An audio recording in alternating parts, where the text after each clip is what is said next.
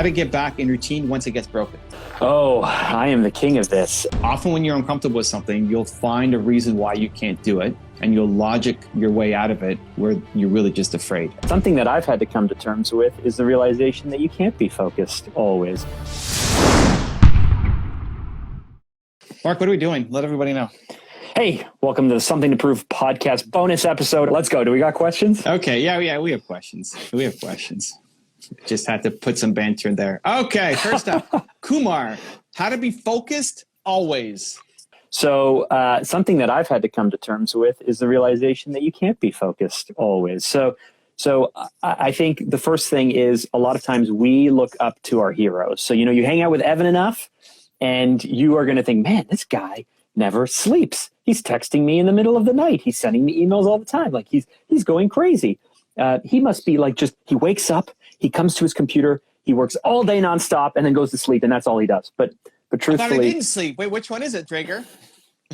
Sleep for a very short amount. Listen, man, you and I have been in a hotel room together in Texas. I wake up at like 2:30 in the morning and you're sitting there on your phone. And I was like, what are you doing? Go to sleep.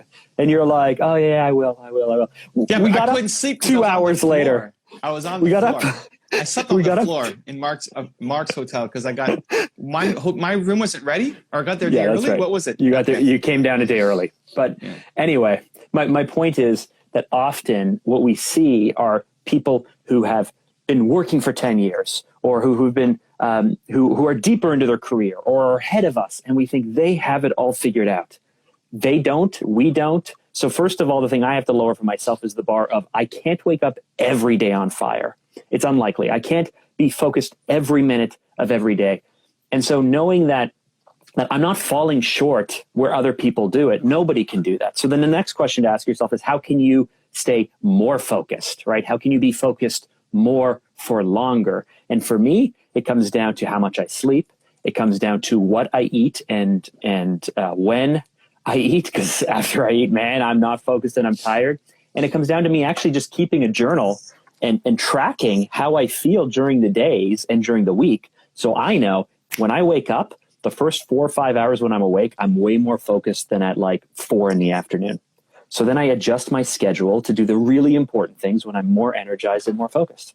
Looks like you're going to hit your head against the ceiling soon. Are you actually close, or is it just an optical illusion?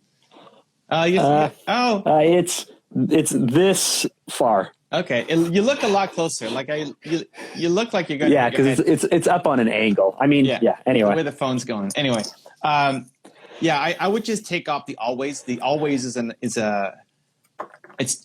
impossible bar, right? So if you're measuring yourself against that, then you're never going to hit it, and you're always going to feel let down. Can you have more focus? Absolutely.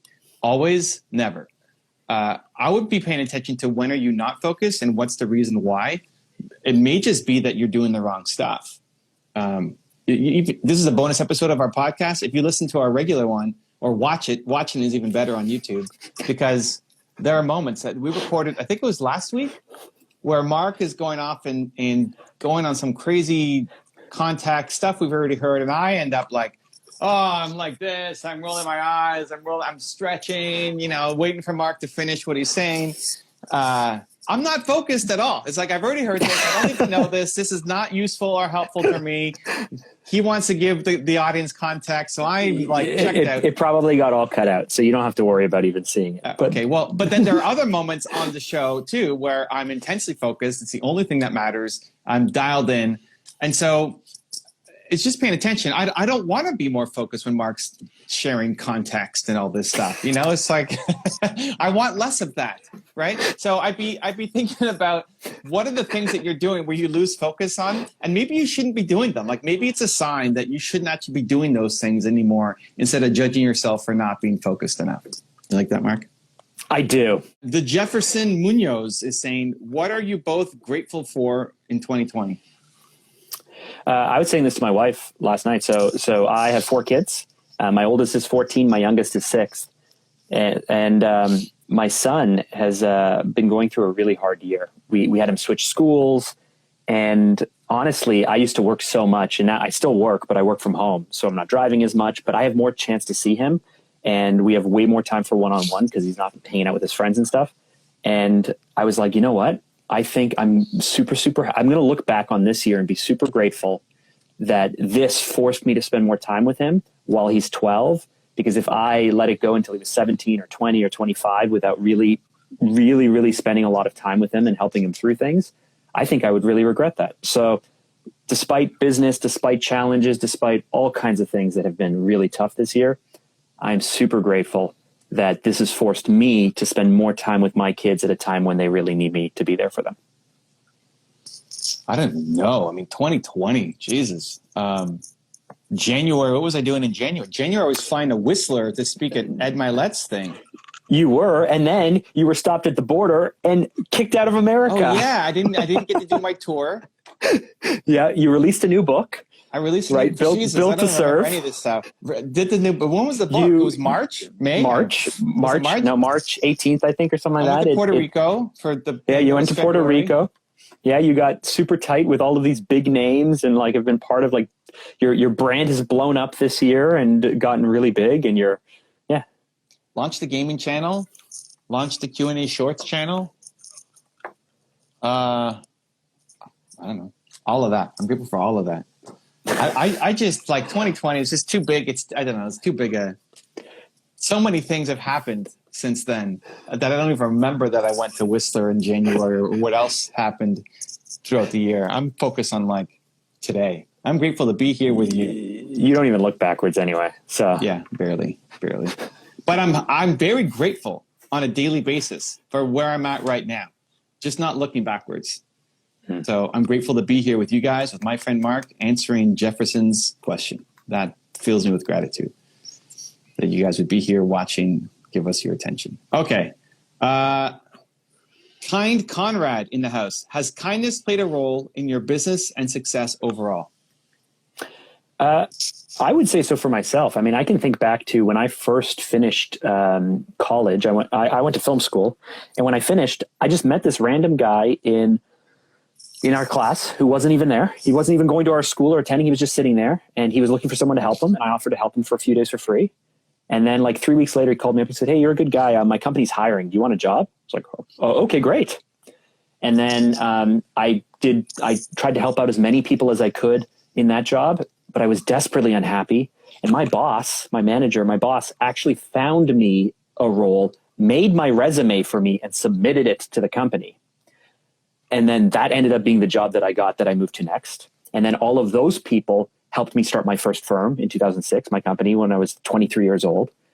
And every step along the way, I mean, Evan, the only reason that I'm here right now doing this with you is because of, love and kindness and every support that Evan's given me over the last 13 years or whatever it's been that we've been friends, 15 years or something. So I would say that it was 2007. So you just got to do the math real quick, I guess, but it's 13 years. But you know what it is? It's like everybody talks about value, right? If you're want to start a business, if you want to sell something, if you want to help people, you've got to provide value. If you want followers, if you want to grow your following and have influence on people's lives and help them, you have to provide value. So you can say that that's kindness. To me, it's not, it's just who I am and how I want to help people. And probably you're the same. It looks like kindness in business because most people won't do anything without money, right? I'm not going to help you unless if you'll help me. My time is too valuable. If I'm helping you, then I'm not making money somewhere else. And you kind of monetize and quantify your time around what I'm going to get back for it. I never really ran my business that way, so it may have been a little bit slower. But when I was in a pinch, people were there to help me when I needed them. I think ultimate kindness comes down to actually understanding what the person needs, not just what you want to give them, just like, love languages and all that. I think there's some, generic kindness things like holding the door and that kind of stuff, or giving a compliment is almost never, the wrong move. But I think if you really want to be, you got kind in your name there, Conrad. Ultimate kindness is understanding what the other person needs, not just what you want to give them. And that may mean even giving them some tough love. So yesterday on my Movement Maker session, Zen the man was there, and 3 weeks ago or 4 weeks ago, I gave him some topics. I featured him on my live. Like I'm talking about him. picked him instead of other people, giving him a lot of extra value. And I said, Zan, these are the videos you need to make. And we went through and gave him titles like Zan, I want titles. Like, I want you to make this video, Zan, and I want you to make this video too. And we gave him like 2 or 3 different titles of videos for him to make. And then 2-3 weeks go by and you say, hey man, did you make the videos? So yeah, he's in the chat. There he's good. I'm glad he's here. I like talking about people while they're watching, not behind the back. I know either way, Zan would be happy with it. But so yesterday we got on the Movie Makers and we're talking. And I asked him, hey, Zan, what happened to the videos? And he's like, he hasn't done them yet. Like, dude, it's been like multiple weeks. What are we doing here? Right? And I didn't turn up and get like super ragey yelling at him, but like a push. Like, let's go. What do we spent this time on you. You have a big message. You can make these videos. Go make the videos. Like, what are we waiting on? And then he joined my gaming channel last night, and he said, "Hey, thank you for the push. I really appreciate it." Did he do it? I don't. Zan, how are you Come doing? on, man! Like, thanks so much for the push. Yeah. Did you record something? Zan's here in the chat. Well, how's the progress? Let's Zan? see. Let's see. It's been like forever. Yeah. And so the thing is, a younger version of Evan wouldn't have done that. Wouldn't have pushed. I would have seen that as actually unkind to say. Yes. In front of a group of people, in front of your peers, people who you're collaborating with, to be called out by the leader and say, hey, how come you're wasting time here, right? I wouldn't have done that because I would have seen that as anti-kind, but it's actually the kindest thing. I actually have a story from our past where this happened. It's the kindest thing. Well, this happens all the time. I'm just using Zan from yesterday. There's a million with you. No, I'm saying where you didn't speak up because you weren't the person that you are today. Yeah. And it really hurt me. And then you beat yourself up for not speaking up. Because it's actually the kindest thing to do. It's what Zan needed. It's actually the most kind thing you can do, even though it seems unkind to be called out in front of your peers. And he said, in the gaming channel last night, like, I love being called out. Thank you for the push. Right. Which if I give it to somebody else may not have been the right call. And so that's a person by person basis. But I knew Zan could handle it. I knew Zan was ready. And the public accountability was actually going to help him get to where he needs to be. So that's just, expanding the definition of kindness from just what everybody kind of likes. And sure, you can pat them on the back or give some good words of affirmation or whatever. But knowing what they actually need and then giving it to them, people watch the podcast. They may sometimes see me going super hard on Mark on things and say, wow, Evan is such an ass sometimes. But it's not. Like, this is the most kind thing. This is the greatest gift Mark's ever been given, right? Like, this is the most kind, the greatest kindness he received this week just happened on that podcast. And so it's because what he needs, even if other people don't understand it. And so, Conrad, I would challenge you to just expand the definition of kindness, to give them what they actually need to help them get to where they need to get to. That's the next level kindness. It says many mindful moments. I like it. Okay. Anything else, Mark? Or are we good? No, we're great. That was a great answer, Evan. Okay. PK Unchained. I get nervous tics when I do things that I'm uncomfortable with. Can you offer some advice? Much love. So I've just finished the book, Man's Search for Meaning. And they literally, the person who wrote it, Viktor Frankl, literally speaks about this. He's a therapist, in case you don't know, and he survived a concentration camp. And so he was a doctor before going there, but he used his time in the concentration camp to practice his methods. And he literally speaks in that book about a boy who had a stutter, who could not speak for his whole life without a stutter. But when challenged to try to stutter as much as possible, he could no longer do it. When you're laying in bed at night and you're thinking, I got to go to sleep. Man, I got to go to sleep. What happens is you never fall asleep. But as soon as you stop thinking about how desperately you need to fall asleep and trying so hard to fall asleep, you'll naturally fall asleep. So I would just say, because this is fresh in my memory from having just completed this book, that if you get a nervous tic when you do things that make you uncomfortable, then I would say, I wonder how ticky I can be. I wonder how big I can make this tick, because he literally references in this book that this is one of those things. If you have OCD, try to be as OCD as possible, and you will naturally start to release that nervous energy. And so I would say give it a shot. I haven't experienced that myself. I do know that when I step up on stage, if I'm nervous, I have to take a pretty deep breath, and I have to tell myself, wow, you're kind of nervous. Like just admit it to myself and let the pressure off that I'm going to make a mistake and I'm going to slip up and all those things, but maybe try to be as ticky as possible and see if it doesn't just disappear. There you go. Drager's advice. So I've had tics almost my whole life, and I don't know that I have a great answer for you, but I'll just share. Even now when I'm thinking, my ears move. Can you see that? Yeah. Your ears move a lot. Can you see that? I don't know if it's coming across. It's more micro. It used to be a lot There you worse. go. That side you see it. This side? Yeah. That side's going all twitchy, all crazy. So it's my I don't know. There's something with when I'm focused or concentrated, my ears move. My eyes will blink a bunch sometimes. Either focused, concentrated, or tired and trying to focus, concentrate. I'll have that happen a lot. It used to be a lot worse. I used to have crazy things. I used to always do things with my mouth. I'd be like doing this all the time while I talk. Yeah. Or it goes to the side. I used to, maybe it's tied to OCD or something, but like I couldn't, when I was walking, I used to not want to step on the lines of the sidewalk. You fidget with your ring a lot. You used to, or I don't know if you still do. But you fidget with your ring a ton on video camera. People have asked all the time. Why is your ring on your thumb? Like, I whenever I'm thinking, I like having something that I play with. Constantly. I guess that counts. I used to have to kick my butt a bunch of times. So I would walk and then I'd have to like put my heel, like walk and then super weird. I think it's part of why my parents took me to see a child psychologist when I was 9. Well, it's probably because you were hiding under the desk at school alone all day, every day. That was earlier. Right? I was when I was like 3 or something when I was hiding under the desk. No, 9, I wasn't still hiding under the desk. And the advice was to get me out of the school. So the child psychologist, they didn't tell me the advice, but I just sat there and played games with them and looked at ink blots and what do I see and butterflies and whatever.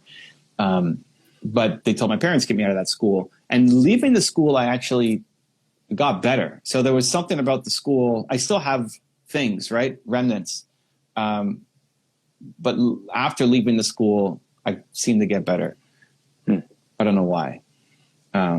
Maybe it was trauma, or maybe if I, sit down with Mark's psychologist, we can spend 18 years digging through my background and come up with something. You have to watch the original podcast to get the context for that reference. I don't know. I don't feel the need to really fix it, I guess. Maybe that's why I haven't a lot. I just accept that my ears wiggle when I'm thinking and I might blink a bunch of times and I have my ring that I move around, like I don't know. It hasn't been something that I really want to attack, really care too much about, but maybe like go as OCD as possible or go as twidgety, like, and see if it goes away. I don't know. I mean, in the book, he does mention that by forcing yourself to do it as big as possible, you also kind of humorize it. I don't know if that's the right word. You kind of make it ridiculous. So when we went to Tony Robbins and they wanted us to take our greatest fear, stick our finger up our nose and then say it like a bunch of silly people. Yeah. I'm sure he grounded that experience to try and make it feel as foolish as possible so it loses its power on us. But there's a certain amount of that, like, oh yeah, you think I'm going to have a tic? Let me show you how ticky I can get. Like, I think you're making a joke of it. You're trying to do it. It's removing the pressure. So report back and let us know if it works. I would even use it as a sign to do the thing, right? I think one of the hardest things to find is the little note, the little red flag that goes up that goes, oh, this is really important right now. Yeah. I think often when you're scared to do something where he said uncomfortable with, often when you're uncomfortable with something, you'll find a reason why you can't do it and you'll logic your way out of it where you're really just afraid and you can't actually catch the fear. You just logic your way out of it because you're not going to believe a stupid reason. You're coming up with a really smart reason why you can't do this thing. But really, if you examined it, you're just afraid. But you're not willing to examine it because you don't think it's a big thing. But deep down, it actually is. And so that's why I've come up with scary, difficult, or hard as trigger words to go do it. Like, oh, I said it was difficult. Shoot. Okay, now we got to do it. just because, or the boom, boom, boom test with your heart when it's going like this is another sign to do it. But that could be a good trigger for you. It could even be for me. When you get your nervous tics, when you feel them actually happening, that's a sign that you need to go do the thing instead of you're about to do something away. Really important. Yeah, uncomfortable, which is great to teach yourself that you do uncomfortable things. Yeah, I love it. Yeah. Okay, let's do one more. Here we go. Abhishek, how to get back in routine once it gets broken? Oh, I am the king of this. Breaking routines. I'm the king of breaking routine and then never returning to them again. And then 3 or 4 months later going like, oh, I started doing this thing. I really like that. And having to reteach myself everything from scratch. So of course, the best thing to do is to try to not break your routine. And for most people, they think that's really hard.